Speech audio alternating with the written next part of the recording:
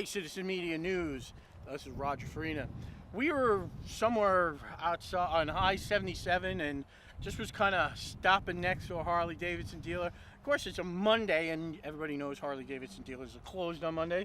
But how conservative is that?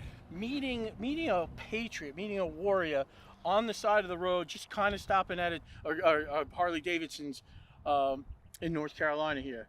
I have with me today Cleveland Grover Meredith Jr. Cleveland Grover Meredith Jr. was one of the first people arrested for J6. Yep. Hi, Cleveland. How you doing? Good. And I didn't even make it to the Capitol. You know, well, first things first. You know, You're right. there's not a lot of Clevelands running around anymore. No. Unless you're on a cartoon, huh? Right. Okay. Exactly. There's Yeah. a few of us, but not many. So tell me about what happened with January 6th there. So. Well, why did you go, first of all? Well, I've been a big Trump supporter for a long, long time. Actually, randomly ate dinner with him back in '92 in Aspen, Colorado. Started following him. He's been saying the same thing for the past 40 plus years. And when he came down that escalator, I knew that maybe things were going to finally get resolved with all the corruption, crimes against humanity. Being from Atlanta, what really got me into it was the human trafficking, child sex trafficking, which Atlanta is a hub. Right. And I've done a lot of work through my church on that. And I just really started paying attention, started getting really loud in about 2012 on social media. Basically, you got blackballed, grew up with a lot of the elites. And I was just taught, truth is what matters. Right. And, knew eventually it would probably bite me, and it did when I showed up for January 6th. Yeah. And I didn't even make it to the Capitol. I was late because I was driving from Telluride, Colorado, got there at 6 p.m. Everything had already happened. Go to sleep in my hotel, wake up the next morning, unsolicited text from my uncle. Hey, what are you doing in D.C.?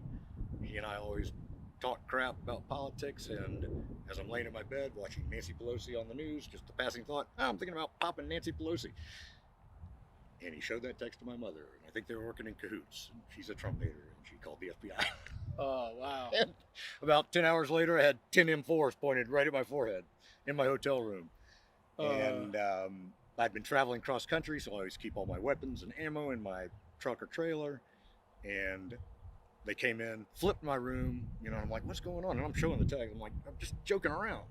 And they're flipping the room. I'm like, what are you guys looking for? We're looking for the weapons. I'm like, they're out in my truck, right out in front of the hotel. Second Amendment, concealed carry permit holder. I'm allowed to travel. Right. But you don't put that in writing. You think I would know better at 56. Well, it was your uncle. Right, exactly. It was a private text. So they arrested me for interstate commerce transmission of a threat, and they're trying to get me for 8+ years because of the weapons. And I said, no, you can travel. If you live in D.C., you have to actually register your weapons and your ammo. If you're traveling, no. Okay. But you don't put a text in writing and then have yet. Anyway, had no intention of assassinating Nancy, which is what they said I was were you on January? Did you go to the Capitol? I did not make it to the Capitol because I did not get into D.C. from Telluride until 6 p.m. No, because I hit 2 snowstorms on the way. Oh, okay. So I got arrested on the 7th, the very next day, in D.C. in my hotel room. Gotcha. So you never participated in, you weren't on the Capitol? Didn't even make it to the Wow. Capitol. And I didn't even really... And you got arrested as a J6er, though? Correct. Gotcha. The first indictment. So The J6 first indictment. number 1 is my ex handle. J6, J6 number 1. And what's funny Well, is you- all well, the you- guys I was in with were like, man, you didn't make it to the Capitol. I'm like, yeah, but I'm the first Were you one in indicted. were you in the prisons in And the Gulag in D.C., Right. which there were 45 of us in there, which was odd because they had us all in the same pod. And we spent 5 months in solitary confinement, meaning 24 hours locked up, no books, nothing. 1 hour to take a shower and call your attorney, family. And after that 5 months, we got to kind of mingle around and get to know each other. And what was interesting is when the corrections officers got to know us, I'm like, man, you guys don't seem like how they portrayed you in the media. You're not a And they terrorist. started to let us know things like, we thought it was odd that they cleared this pot out 2 weeks prior to January 6th. Basically ready for us. So, but you don't hear just that a trap. You don't No, hear of that course on the not. news. You don't hear that on the It news. was a trap. They're letting everybody in on the east side of the Yeah. Capitol. On the west side, people were protesting, and then the cops start shooting flashbangs and pepper balls at eye level. A bunch of those guys were combat vets, and they went into protection and defense mode. And the news doesn't show you that. I kind of Yeah, I was there too. I got there's a wall that's I don't know 500 1,000 feet from the base of the Capitol, and that's as far as I got. Right. But I got to I got to see the flashbangs and people getting hit by tear gas and stuff one guy like had that. a hole right in his cheek. Yeah, Pepper ball just went right through. I remember. I didn't see him personally, Yeah. but I'll tell you that being on the ground at J6, we had no idea anything was going on. Because the Capitol's up there, I'm over here in the grass. And I'll tell you, one of the biggest problems I think happened was because of all the gear and equipment that they had on the ground preparing for the inauguration a few weeks later, because they had all the scaffolding, they had all these bundles of chairs, they had all these barriers that look like bike racks. When you turn them on their side, guess what? Instant ladder. Right. The special forces use those speedy ladders, and that's exactly what these things. And guess what? Now you have a breaching tool. And so all the equipment was on the ground. It was a setup, and it was just incredible to be there and stuff like that. And we had no idea. I couldn't use my phone. I couldn't get phone calls, couldn't text, couldn't go on social media. The internet was down. I don't know if they were blocking it or if there was just all those people there just overwhelming the bandwidth of the system. I think they do block in general area, because I was up there for one protest and everybody walked over by the Supreme Court and nothing would work. Right. So I think they do kind of maybe they're blocking, but yet they're capturing all the data. Because they did go after anybody that was in DC based on their credit card data. If they bought gas. These are people that may have been their own business. So.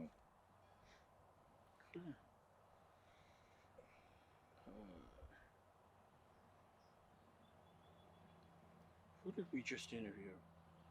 Her husband is in prison. I can't see her. Sarah Maccabee. Yep. No, is Sarah? Yeah. Sarah Maccabee. Oh, I know. Sarah, her husband's. Yeah. Did you know him? Yep. We were in the DC gulag together. Yeah. Great guy, and he was actually trying to save Roseanne Boylan. He was up there, actually giving her CPR. Really? And he's a former sheriff, and he had his sheriff, vest on, and he was just trying to save a person. Yeah, and he gets thrown in prison. We interviewed her because her husband is still in prison, and we interviewed her at CPAC, and it was a very, very moving interview, meeting this woman. So, it's lots of guys are still caught up in the system. Being an older guy, nobody wanted to take a plea deal because we're not really guilty of anything. We're doing what says right in our Constitution. Yeah. And I told all the guys, I was like, do not go to a jury trial in D.C. because they're going to find you guilty, no matter what. Just take the plea deal and just get out so you can be with your kids. And I understand they stood on principle, and unfortunately now some of them, have 22-year sentences. Crazy. Which is ridiculous, and hopefully the pardons are coming sometime soon. Hopefully this time next year is going to be a lot different. You know Ashley's mom and stuff? Have you met them? I have not met them, but I've received letters from them. And I plan on. I've interviewed them a couple Mickey. times. Yeah, Mickey, and Reflet. Reflet. Yep. And we've interviewed her a couple times. Guy Reflet and I were good friends. We're about the same age. Right. And I've been to DC several times, but I haven't been to the jail. The jail where they sing Star Spangled Banner every night at 6 o'clock, 9 o'clock, 6 o'clock, 9 o'clock, 9 o'clock. Yeah. So. And that's the recording that Trump plays. Right. At his rallies. Right. Exactly. So what's happened? So how long ago did you get out of jail? So I got out December of 22. So I've been out a little over, I guess a year and a half. Okay. Mm-hmm. And so, are you allowed to have your guns or anything like that? No. Now the good thing is, the judge, Amy Berman Jackson, somehow told the FBI that I was allowed to sell them. And I was the only one. I'm the only one that's been arrested and convicted with weapons in DC. Technically it's allowed to be there, but a Glock G19 with the factory distressed American flag Cerakote and a Tavor X95, which my attorney now has, and I said, sit on those. Those could be worth some money someday. And I hope Trump puts them on display at Mar-a-Lago. Yeah. Gotcha. Who knows? Gotcha. Who knows? But So I was the positive guy when we were in prison, because I've been studying this stuff for so long. I was like, look, guys, the fact we're sitting in here proves exactly why we showed up. Exactly. It's like, don't stress. Yeah. And you know, the solitary confinement can psychologically mess you up. I just trained myself out of sleep. And but the young guys, you know, and if I'd been 20 or 30, I've been crawling the freaking walls. But I was just like, time passes quickly as we get older. As a 55. So, what? You mean I'm good? No kids, no TV, no phone, no nothing? Really? Nothing. Yeah. It was. No, I don't wish that on anybody though. But the worst part was, I've never weighed over 185 in my life. Fortunately, now I'm back down below that. But bologna and bread in every meal in the DC jail, I got up to 211, and they wouldn't let us shave. Right now, I grow a beard like a 13-year-old. You know, it's like patch, but it was down to here, hair down to here. They wouldn't let us shave or get haircuts. Why not? They're just trying. It's just punishment. I mean, you look like a bunch of cavemen. I mean, it was pretty funny actually. Even a caveman can do it. Right. When I look back on it, it was pretty entertaining. So what have you been doing since then? So I got out, and this is pretty funny. So as I told you the story, my mother's the one who turned me in. Right. And they're like, you need to live with family. So I went and lived in their garage apartment down in South Carolina on Spring Island, which is a great place, super nice. Oh, your mom's house? Oh yeah. Oh. And we get along. I understand her point of view. I had a younger sister that passed from a brain tumor, so she's like, she thought, you know, I was gonna get hurt or something, right? So she was trying to protect me, but it's, you know, she just brainwashed. Right. I had asked her 5 years ago, just stay out of it. You don't understand what's going on. Right. And so, you know, hung out with them for probably, let's see, December till June, and then I moved back up to Atlanta to be near my sons.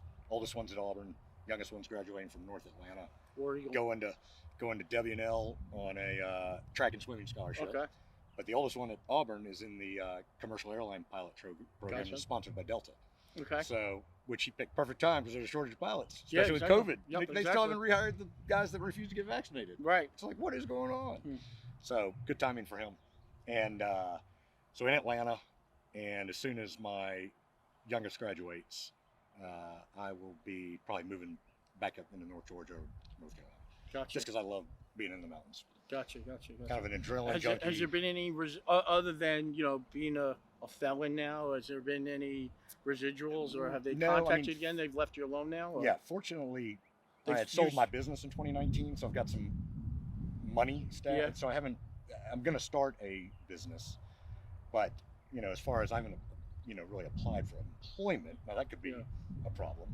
I thought getting an apartment was going to be a problem, but my attorney has a friend that develops apartment complexes. He's like, oh yeah, no problem. So it's just a matter of knowing some people. Are you raising money, or you have a website, you have social media? What's going on there? I'm just on Facebook and X, but I'm staying kind of low key on the money stuff, and because basically I had to fork over $100,000 to a local DC attorney for a plea deal. Wow. Yeah, and only now lawyers make he's money. going to see this, but he casually let me know on our exit interview after I've been convicted and everything that his father was head of CIA in Panama and Brazil. I was like, oh, okay. Yeah. Thank you for letting me know that. Gotcha. We'll see what happens.